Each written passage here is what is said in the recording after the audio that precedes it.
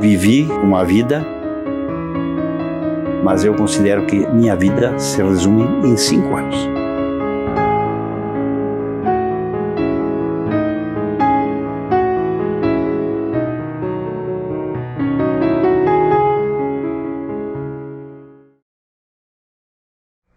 Mais veloz que uma bala, mais poderoso que uma locomotiva, capaz de saltar edifícios com simples pulo, este fantástico alienígena do planeta Krypton, o Homem de Aço, Super-Homem. Olhem lá no céu! É um pássaro! É um avião! Não, é o Super-Homem!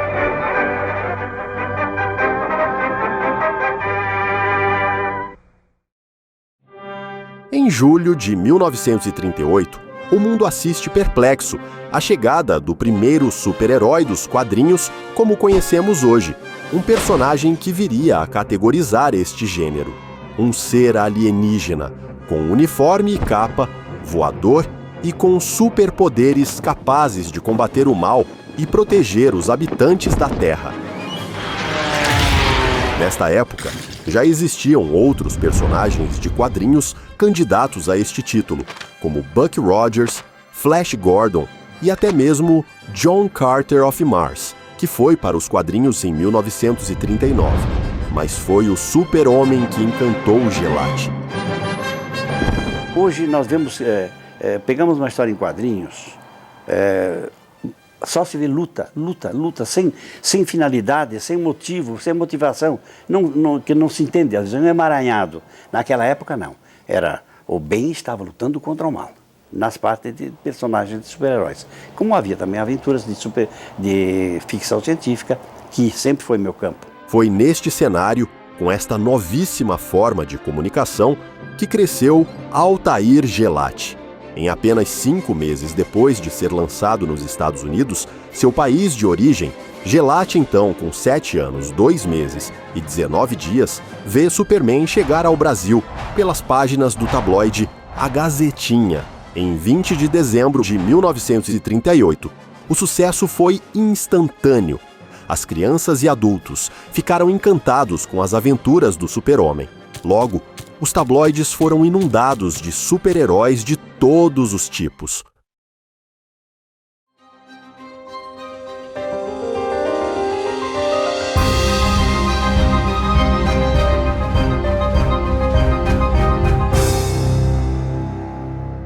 O Brasil viu nascer o primeiro suplemento de quadrinhos em 14 de março de 1934, como um suplemento infantil do jornal A Nação, que em seu 15º número torna-se independente, separando-se do jornal e adotando o nome de Suplemento Juvenil. Adolfo Eisen, recém-chegado de uma viagem aos Estados Unidos, conhece esta nova forma de desenhos sequenciais que, diferentemente das publicações de até então, como o Tico-Tico, Mundo Infantil e outros, não eram cômicos e nem infantis, eram histórias sérias, de policiais e bandidos, heróis e vilões, crime e castigo. Uma coisa praticamente para adultos, o que chamava em muito a atenção da criançada. Eisen traz consigo esta ideia e uma convicção. Os quadrinhos no Brasil, eles estavam começando a passar por uma revolução na segunda metade da década de 30, porque em 33 Adolfo Eisen vai aos Estados Unidos, lá ele conhece os suplementos diários da imprensa e ele traz essa ideia para o Brasil. Ele propõe a Roberto Marinho que eles lancem esses suplementos. Marinho acha muito caro e teria que ser de cortesia para os assinantes. E Eisen leva a proposta para o jornal A Nação, que era do coronel João Alberto, que era uma espécie de testa de ferro da polícia de Vargas, e aí ele topa lançar os suplementos. E desses suplementos, o que mais faz sucesso é o suplemento juvenil, que no início se chamava infantil. Eisen começa a vender esses suplementos, circulava às quartas-feiras, e o jornal, que tinha uma tiragem de 20 mil, passa a vender 70 mil.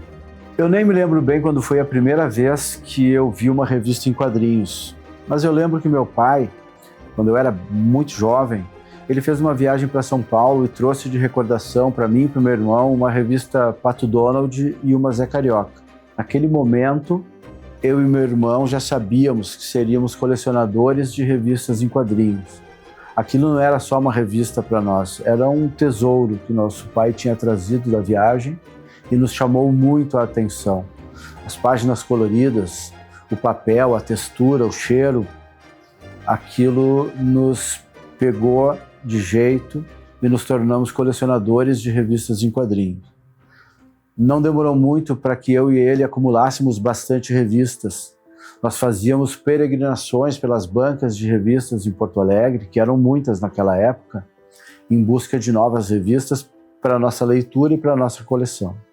No final dos anos 60 e inícios dos 70, quando os irmãos Casacurta intensificaram suas buscas por revistas em quadrinhos, as bancas de revistas proliferavam nas calçadas de todos os bairros.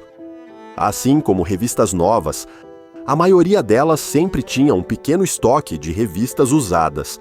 Quase sempre o método de troca era de 2 por 1, o que fazia o estoque de revistas usadas aumentar exponencialmente. Não tardou para que outros estabelecimentos também colocassem revistas usadas à disposição dos clientes. Tabacarias, barbearias, sapatarias eram algumas destas minas de ouro paralelas. Então eu e o meu irmão começamos a colecionar, a gente fazia coleção junto. Para não misturar as coleções, eu resolvi, depois de um certo tempo, criar um carimbo. Tá? E esse certo tempo nós já tinha caixas de revista. Tá? Então, para poder juntar a coleção, para que ela pudesse ser uma coleção única, mas cada um saber o que era seu, tinha um carimbo com o meu nome e com o nome dele. Em 1976, em uma de suas expedições, encontraram uma revista que iria impressioná-los muito. A edição de número 22 da Albatroz. A revista despertou imediatamente a curiosidade dos dois, abrindo diversas lacunas que por muitos anos ficaram sem resposta. Eu não fazia ideia que no Brasil poderia existir um desenhista que se assemelhasse aos desenhistas americanos. Afinal de contas, eu cresci lendo revistas Disney e os clássicos em quadrinhos que vinham dos Estados Unidos. Flash Gordon, Mandrake, Fantasma, Dick Tracy, todos eles eram desenhados por artistas americanos. O traço da revista Albatroz nos chamou muito a atenção. Haviam muitos detalhes, eram muito bem desenhados, a história se assemelhava aos quadrinhos americanos. Ficamos muito curiosos com isso. Era impressionante porque a maioria dos quadrinhos que a gente conhecia eram quadrinhos mais caricatos, onde não existiam detalhes. Tá? Era uma árvore, mas não pro gelate. A árvore pro gelate tinha que ter um nó da árvore, tinha que ter um inseto no galho da árvore, tinha que ter uma veia desenhada. Então ele era tão detalhista que era uma coisa que chamou muito a atenção. Quem era aquele desenhista? De onde vinham suas histórias? Como ele era? Porque a revista tinha tantos anúncios pequenos? Porque ele ainda não era conhecido por todos. A partir daquele momento, os olhos de águia dos 2 caçadores de gibis não deixariam passar nenhuma revista Albatroz despercebida. Nos anos seguintes, a coleção foi aumentando, atingindo seu ápice em 1980, quando um grande número de revistas foi reunida pelos irmãos. As histórias se intercalavam com diversos temas, entre eles guerra, ficção, aventura e, claro, o super-herói Homem-Força. De todas as histórias que a revista Albatroz publicava, sem sombra de dúvida, a que mais lhes chamou a atenção foi a do super-herói Homem-Força. As histórias eram parecidas com as dos heróis norte-americanos, mas utilizavam objetos e veículos do cotidiano brasileiro como fuscas, DKVs, personagens e paisagens nacionais. Os anos foram passando e muita coisa aconteceu na vida dos irmãos que, àquela altura, já colecionavam separadamente, mas continuavam lotando as prateleiras de suas casas de gibis. Esporadicamente, viam o trabalho de Gelati ser mencionado e retratado em livros e fanzines, principalmente no livro Enciclopédia dos Quadrinhos de Iron Goidanisch e André Kleinert, em fanzines principalmente a Historieta, de Jorge Barwinkel e Oscar Kern. Eu comecei a gostar de outras coleções, meu pai começou a levar em feiras que havia em Porto Alegre de antiguidades, então eu via que a moeda, selo, meu irmão gostava e a gente nunca colecionava a mesma coisa para não dar briga, tá? Porque se a gente vai pedir para ganhar de alguém que tinha guardado e os dois queriam a mesma coisa, então a gente sempre colecionava uma coisa parecida, mas distinta um do outro. Rogério mantinha com carinho seus gibis e outros itens que aprendeu a colecionar com os pais. Acredito que nossos pais passaram geneticamente a cultura da coleção, para mim e para o meu irmão. Desde cedo eu sempre vi meu pai colecionando chaveiros e a minha mãe colecionando caixas de fósforos de propaganda. Os dois também traziam sempre os canecos que recebiam nos bailes que frequentavam. Naquela época, colecionar era uma tradição entre as famílias. Eu e meu irmão colecionávamos de tudo: selos, moedas, algumas cédulas de dinheiro. Nós nos alternávamos na preferência para poder organizar as duas coleções em uma só. Então eu colecionava selos e ele moedas. Algumas coisas colecionávamos juntos, mas sempre tínhamos as nossas preferências. Nas revistas em quadrinhos, ele colecionava Fantasma e eu Mandrake. Ele colecionava Mickey e eu Pato Donald. Fazíamos coleção de carteiras de cigarro, que não era uma preferência só nossa dos irmãos, mas todos os nossos amigos do bairro saíamos pelas ruas catando as carteiras que achávamos pelo chão. Naquela época haviam muitas. Os tempos eram outros, as pessoas simplesmente amassavam e atiravam no chão. Meu pai e minha mãe também tinham esse gosto. Eu sei que meu pai ele tinha um comércio e ele recebia muito chaveiro de propaganda, era comum na época, nos anos 70, esse tipo de propaganda, e ele juntava, colecionava, a gente via ele fazer isso e gostava de fazer também. Tá? Então eu lembro de colecionar carteira, embalagem de cigarro. Chamo de carteira de cigarro, mas a embalagem dos cigarros era comum também, até os anos 70, esse tipo de coleção. E nós saímos para caminhar pelas ruas de Porto Alegre, chegávamos a andar quilômetros, numa tarde inteira, saía depois do almoço, voltava quase ao escurecer. Meu pai desenhava muito bem, ele decorava o nosso quadro com desenhos de Walt Disney, e fazia muitos desenhos para nós. Ele já fazia isso no tempo que namorava minha mãe e lhe mandava muitos desenhos. Meu pai tinha o talento e poderia ter seguido carreira, mas eu acredito que naquela época ele não pensava no desenho como uma carreira e mais como um hobby. Ele chegou a ajudar alguns colegas, alguns amigos, com trabalhos profissionais. Um deles, um rótulo para alvejante em que minha mãe serviu como modelo. Os anos se passaram. Alexandre seguiu uma carreira técnica dentro das ciências da computação. E Rogério puxou a veia artística do pai, formando-se em publicidade e propaganda, especializando-se em design gráfico. Em 2006, a convite de uma grande indústria alimentícia de Caxias do Sul, passou a frequentar a cidade para a prestação de serviços na área de criação de embalagens. A vida seguia tranquila em seu novo ambiente de trabalho, até que leu no jornal uma notícia que iria mudar sua vida. Certo dia, lendo o jornal Pioneiro, vi uma notícia de que haveria um evento na cidade chamado Coxias de Caxias, organizado pelo Marcos Adjaric, e que o grande homenageado do dia seria quem? Altair Gelati. Aquilo para mim foi uma surpresa muito grande. Pois quando eu conheci o desenho do Gelati, eu tinha apenas 14 anos. Eu não imaginava que, passados 30 anos, Altair Gelati ainda estaria vivo. Eu nunca parei para calcular, na verdade. Mas Altair Gelati estava vivo e seria o grande homenageado do evento. O colecionador Rogério Casacurta, que havia conhecido o trabalho de Altair Gelati cerca de 33 anos antes e considerava que o artista já não estivesse mais vivo, descobre não só isso, mas que também seria o homenageado em um evento na cidade que o acolheu e que poderia conhecê-lo e, finalmente, saber mais sobre seu trabalho, o que estava fazendo e o que fez até então.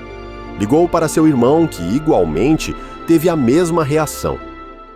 Então, foi uma surpresa muito grande meu irmão me telefonar dizendo: olha, cara, tu não faz ideia, né, quem é que eu vou ver, né, hoje numa exposição de história em quadrinho, Altair Gelati. No dia do evento, eu estava ansioso, fui para a livraria no centro de Caxias do Sul, fui me aproximando, já havia um grande grupo de pessoas, percebi a imagem de um senhor, parecia tranquilo e nitidamente estava muito feliz. Era Altair Gelati. Finalmente eu conhecia um grande desenhista de Caxias do Sul. Marcos Adjaric estava falando e ao final do seu discurso fez um apanhado sobre a vida de Altair Gelati. Eu deixei a poeira baixar e fui me aproximando, me apresentei ao Gelati e mostrei para ele as revistas Albatroz que eu tinha levado. Eu queria muito que ele autografasse as minhas revistas. Quando ele olhou para as revistas, ele se surpreendeu muito e ficou muito feliz de eu ter levado. Na hora eu não entendi. Mais tarde fiquei sabendo que as 2 coleções completas que Gelati havia guardado para os filhos haviam sido roubadas. Por isso aquelas revistas foram tão importantes naquele momento. Era um grande dia e um sonho havia se realizado. Gelati assinou sua revista e posou para as fotos.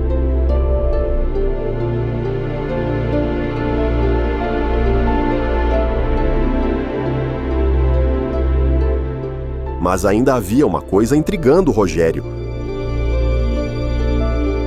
Gelati havia dito no evento que ele mantinha os desenhos originais em algumas pastas.